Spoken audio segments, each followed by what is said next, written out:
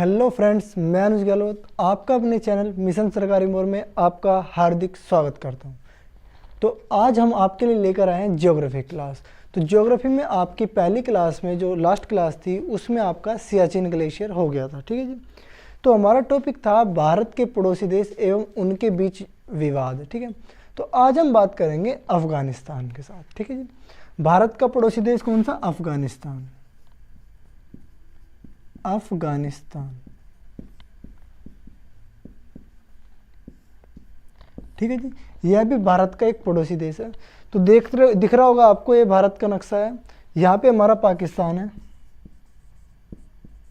और ये हमारा अफगानिस्तान है।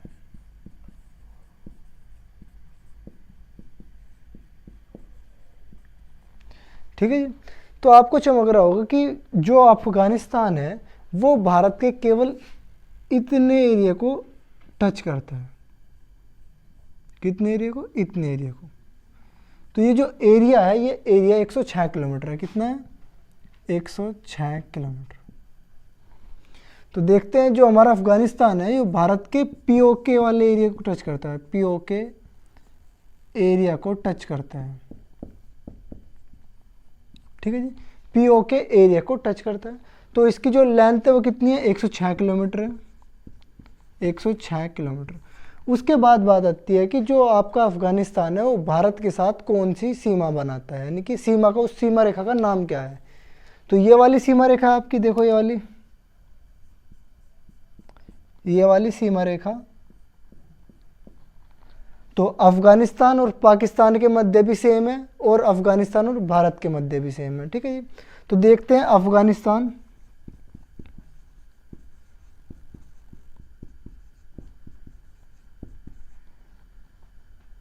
एंड पाकिस्तान।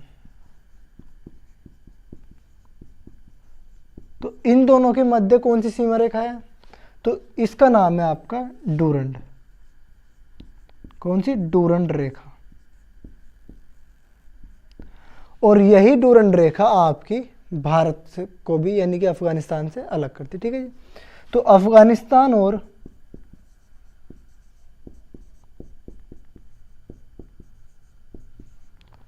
एंड इंडिया, इनके मध्य भी आपकी डूरंड रेखा ही है। कौन सी है? डूरंड रेखा।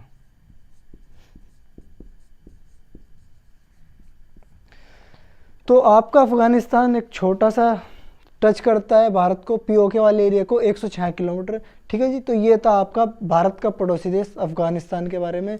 इससे हमारा कोई ज़्यादा डिस्प्यूट नहीं है। तो अब हम बात करेंगे चाइना के बारे में, ठीक है जी। चाइना के बारे में,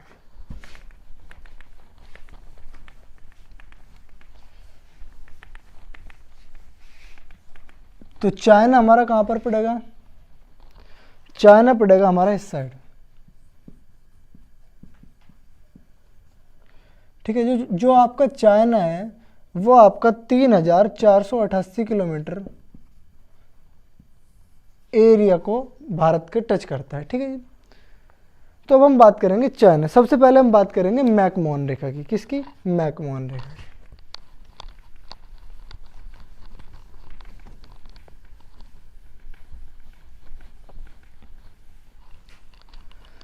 जो आपकी चीन और भारत के मध्य सीमा रेखा है वो है मैकमोहन रेखा। तो आइए थोड़ा पहले इसकी हिस्ट्री जानते हैं कि मैकमोहन रेखा नाम कैसे पड़ा, ठीक है। तो हमारा यहाँ पे इस साइड पे नेपाल था, नेपाल के ऊपर है तिब्बत, और तिब्बत के ऊपर वाला एरिया है आपका कौन सा? चीन वाला, ठीक है। तो जिसमें ये तिब्बत है, तिब्बत नेपाल से कमज़ोर था, ठीक है। तिब्बत नेपाल से कमज़ोर था। तो जिस प्रकार आपने देखा होगा एक क्लास में कोई स्टूडेंट कमज़ोर होता है और एक कोई ज़्यादा ताकतवर होता है तो वो उसको परेशान करता है। तो ठीक उसी प्रकार जो नेपाल था, नेपाल कभी भी जाता था तिब्बत वालों को परेशान करता था, इनसे लड़ाई करता था, झगड़े करता था, ठीक है। तो तिब्बत वालों ने क्या सोचा कि हम चीन से हाथ मिला ले ताकि नेपाल से बच जाएं, ठीक है जी। तो तिब्बत से जो भी यहाँ का शासक था उसने चीन के साथ हेल्प मांगने गया। तो चीन का उस टाइम शासक कौन था? चीन का शासक था मांचू।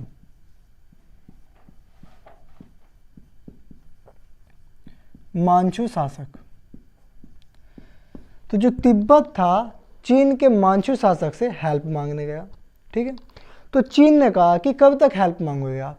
ऐसा करो, आप हमें अपना यानी कि तिब्बत को चीन के अधिकृत कर दो। ठीक है, तो तिब्बत चीन के अधिकृत हो गया। जब तिब्बत चीन के अधिकृत हो गया तो फिर नेपाल ने इसे परेशान करना छोड़ दिया। ठीक है, उसके बाद 1912 ईस्वी में मांचू शासक की मृत्यु होगी। ठीक है, उसके बाद 1912 ईस्वी में मांचू शासक की मृत्यु होगी। तो तिब्बत के पास मौका था। अब आपको यह सोचना पड़ेगा कि यदि कोई व्यक्ति यदि किसी का गुलाम हो जाता है तो उसको कितनी परेशानी झेलनी पड़ती है। तो ठीक उसी प्रकार तिब्बत भी एक गुलाम की तरह ही था चीन का। ठीक है जी, तो इसको बहुत ज़्यादा परेशानी झेलनी पड़ी होगी। तो 1912 में जब मांचू शासक की मृत्यु होगी तो इस तिब्बत ने स्वयं को स्वतंत्र घोषित कर दिया। स्वयं को स्वतंत्र घोषित कर दिया। ठीक है, उसके बाद चीन का जो अगला शासक बना उसने भी क्या सोचा कि तिब्बत को अपने अधिकृत कर लिया जाए। तो अब केस कैसा बन गया कि ये तो आपका तिब्बत है, इधर चीन है और इधर भारत है। ठीक है, ये केस बना। तो उस टाइम पे ब्रिटिश साम्राज्य के जो गवर्नर थे वे थे आपके मैकमोहन। ठीक है, कौन थे? मैकमोहन। तो मैकमोहन ने क्या करा कि चीन चाहता था तिब्बत को अधिकृत करना। भारत तो सिंपल देश है, वो किसी को चाहता ही नहीं कि अपने अधिकृत करे, किसी को परेशान करना नहीं चाहता। लेकिन जो चीन था, चीन चाहता था कि तिब्बत को अधिकृत कर लिया जाए। तो यहाँ पे जो गवर्नर थे मैकमोहन ने क्या करा, तिब्बत को दो पार्ट में डिवाइड कर दिया। दो पार्ट में डिवाइड कर दिया। तो आधा पार्ट तो कहा कि चीन भाई तू ले जा और अब इधर मत आइयो। ठीक है जी, और इधर आपका भारत और तिब्बत, इधर रह गया तिब्बत का आधा भाग। ठीक है जी, तो अब भारत और तिब्बत के मध्य जो सीमा रेखा थी वो कहलाई मैकमोहन रेखा। क्या कहलाई? वो कहलाई मैकमोहन रेखा।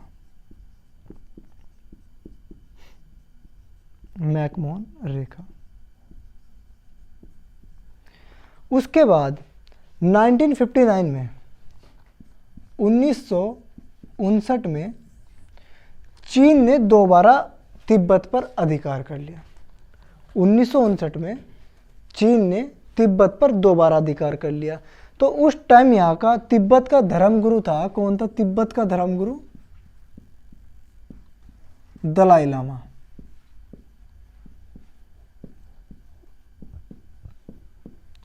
उस टाइम तिब्बत का धर्मगुरु कौन था? दलाई लामा। तो दलाई लामा भागकर भारत आ गया। तो इंडिया वालों ने क्या करा, दलाई लामा को शरण दे दी। तो इस बात से नाराज होकर चीन ने क्या करा, 1962 में यह भी आपका युद्ध का कारण बना। 1962 के युद्ध का, तो 1962 में भारत और चीन का युद्ध हुआ था। तो रिजल्ट तो आपको पता ही है। तो जो मेनली कारण मतलब कि अधिकांश जो कारण था कि वो दलाई लामा को शरण देने का था। ठीक है, तो ये था आपका मैकमोहन रेखा के बारे में। अब हम बात करेंगे इसके भारत और चीन के मध्य विवाद में। ठीक है, भारत और चीन के मध्य कौन कौन से आपके विवाद हैं। तो पहले बात करेंगे हम, पहला विवाद ओक्साई चीन के। ठीक है जी, ओक्साई चीन।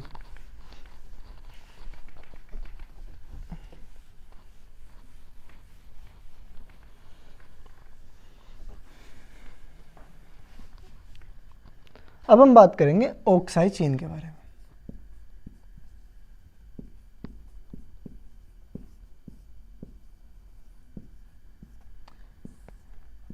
ओक्साई चीन ये हमारा एक क्षेत्र है जो पूर्वी लद्दाख में पड़ता है। क्या पड़ता है? पूर्वी लद्दाख का वह भाग है। पूर्वी लद्दाख का वह भाग जो 1962 के युद्ध में चीन द्वारा अधिकृत कर लिया गया था। जो 1962 में चीन द्वारा अधिकृत कर लिया था। ठीक है, चीन द्वारा 1962 के युद्ध में अधिकृत। तो अब जो भारत और इस वाले एरिया को जो लाइन अलग करती है वो कौन सी लाइन है? LAC। तो LAC लाइन एक्चुअल कंट्रोल, ठीक है जी, जो आपकी लाइन एक्चुअल कंट्रोल है, इस लाइन ये आपकी लद्दाख और ओक्साई चीन को अलग करती है। ठीक है, तो यहाँ पे विवाद चल रहा है इसका, चीन का और भारत का। भारत कह रहा है कि ये हमारा है, हमें दे दो। चीन कह रहा है कि हमने अधिकृत कर लिया तो हम नहीं देंगे। ठीक है, तो ये आपका विवाद का कारण बन रहा है। अब हम बात करेंगे पैंगोंग त्सो झील के बारे में। ठीक है जी, क्या बात करेंगे? पैंगोंग त्सो झील। यह भी आपका एक विवाद का बहुत बड़ा कारण बन रहा है भारत और चीन के मध्य। ठीक है जी, उसके बाद एक विवाद आएगा गलवान घाटी, जो हाल ही में चर्चा में रहा है। ठीक है, तो सबसे पहले बात करेंगे पैंगोंग त्सो झील की। पैंगोंग झील,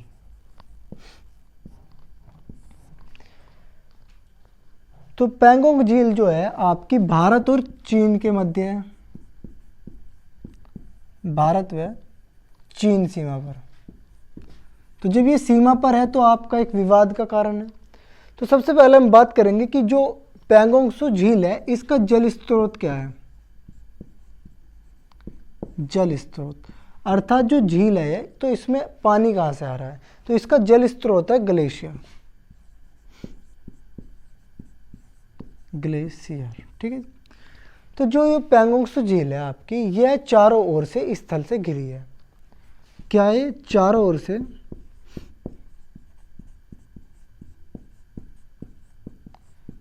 स्थल से घिरी।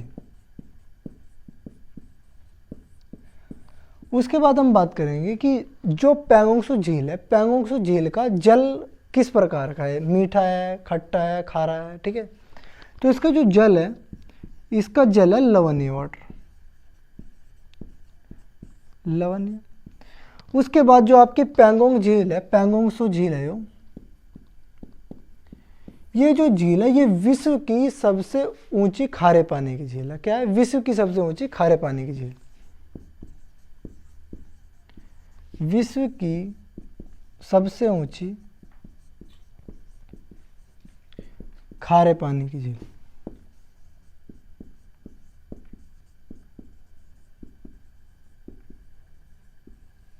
ठीक है, तो अब हम बात करेंगे कि जो पैंगोंग त्सो झील है इसका जो जल है लवणीय क्यों है। ठीक है, तो आपको चित्र की सहायता से समझाता हूं मैं।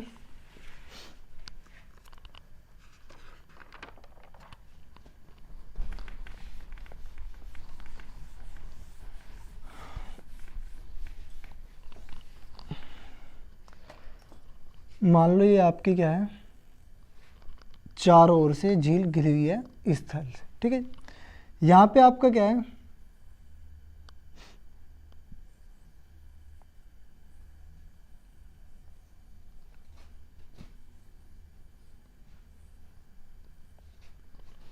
One two three four five six seven eight. ठीक है, ये आपके ग्लेशियर है। तो सबसे पहले बात करेंगे कि इसका जो जल है ये कहाँ से आ रहा है?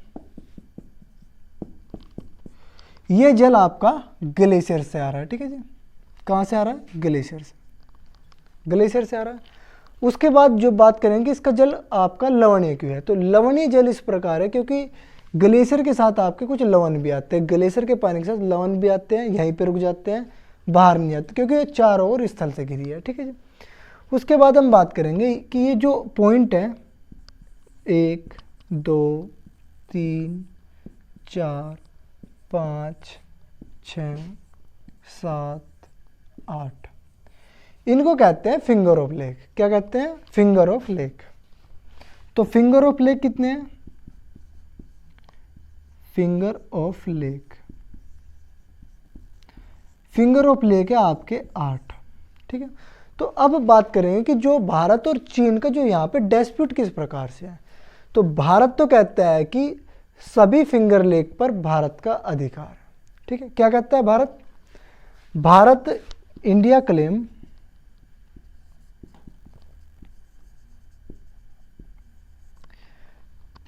कि 8 के 8 पे भारत का अधिकार है। लेकिन चाइना क्या कहता है, चाइना कहता है कि जो चीन का अधिकार है वो 4 से लेकर 8 तक है। ठीक है, फिलहाल में जो भारत है, भारत का जो फिलहाल में एरिया है यानी कि जो वो 1 से 4 तक का है। ठीक है, जहाँ पर फुल्ली अधिकार है। तो इंडिया का फुल्ली अधिकार कहाँ पे है, ये number finger of lake number 4 तक है। ठीक है, तो विवाद कहाँ बना, भारत कह रहा है 1 से 8 तक है, चाइना कह रहा है 4 से 8 तक है हमारा। ठीक है, तो अब यहाँ पे आपने जब देखा होगा कि यहाँ पे पेट्रोलिंग होती है, जो भारत की सेना है वो यहाँ पे पेट्रोलिंग करती रहती है। तो 1 से 4 के बीच में तो इंडिया वाली सेना करेगी पेट्रोलिंग, इंडिया आर्मी पेट्रोलिंग। ठीक है जी, और 4 से 8 पे यहाँ पे इंडिया वाले भी होंगे और चाइना वाले भी होंगे। ठीक है जी, India army plus China army, दोनों आर्मी यहाँ पे क्या करेगी, पेट्रोलिंग करेंगी।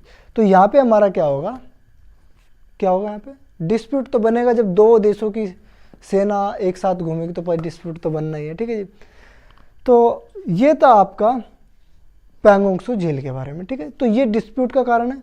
तो नेक्स्ट क्लास में हम पढ़ेंगे गलवान घाटी, जो हाल ही में बहुत ही चर्चा में। ठीक है, तो यदि आपने पहली वीडियो ना देखी हो, वो सियाचिन ग्लेशियर से है। सियाचिन ग्लेशियर भी आपका बहुत ही ज़्यादा महत्वपूर्ण टॉपिक है। ठीक है जी, तो ये इस वीडियो में आज के लिए इतना ही। यदि आपको वीडियो पसंद आए तो लाइक करें, शेयर करें और चैनल को सब्सक्राइब करें। और आपको यदि आपने पहली